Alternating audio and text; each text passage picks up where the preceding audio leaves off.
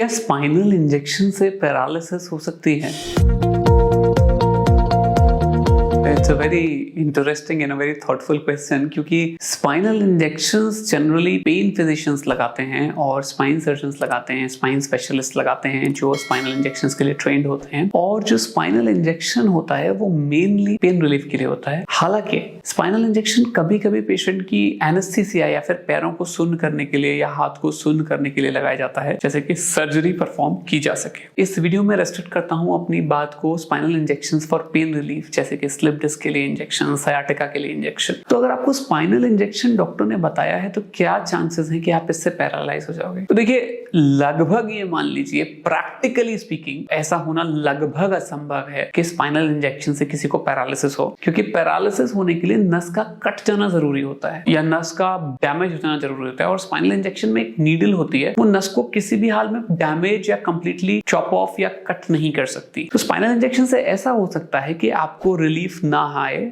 आपको कम रिलीफ आए, या आपका जो फायदा है वो बहुत अच्छा हो इनिशियली और बाद में कम हो। लेकिन ऐसा नहीं हो सकता कि स्पाइनल इंजेक्शन से कोई प्रॉब्लम खड़ी हो जाए। मैं जनरली अपने पेशेंट्स को ओपीडी में ये बताता हूं कि जो पेन रिलीफ के लिए स्पाइनल इंजेक्शन है वो हो सकता है आपकी प्रॉब्लम को लॉन्ग रन में ठीक कर दे, क्योंकि जितने दिन pain relief, long term relief, anti inflammatory दवाइयां जो हम स्पाइन में डालेंगे उससे आएगा, उतने दिन में बॉडी को टाइम मिल जाएगा अपनी प्रॉब्लम को क्योर कर लेने का। तो स्पाइनल इंजेक्शन बहुत अच्छी रेमेडी है अगर आपकी प्रॉब्लम को 2, 3, 4 या 6 महीने हुए हैं एक बात, या आपकी प्रॉब्लम को 6 महीने से ज्यादा हो गए हैं और आप जानते हैं कि इसका फाइनल इलाज सर्जरी या कुछ और है और आप 1-2 महीने के लिए इलाज कराना चाहते हैं। तो अगर आपकी प्रॉब्लम को कम टाइम हुआ है तो स्पाइनल इंजेक्शन आपको लेना चाहिए, ये मान के कि आप इससे ठीक हो सकते हैं। पर अगर आपकी प्रॉब्लम को लंबा समय हो गया है तो आप स्पाइनल इंजेक्शन सिर्फ ये सोच के ले सकते हैं करेंटली आपको काम चलाना है 1-2 महीने का, और बाद में आप सर्जिकल इंटरवेंशन या जो भी आपके डॉक्टर ने आपको परमानेंट सलाह दी है उसकी तरफ आप जाएंगे। रही बात इससे कोई प्रॉब्लम होने के, तो देखिए स्पाइनल इंजेक्शंस के कॉम्प्लिकेशंस ना के बराबर होते हैं।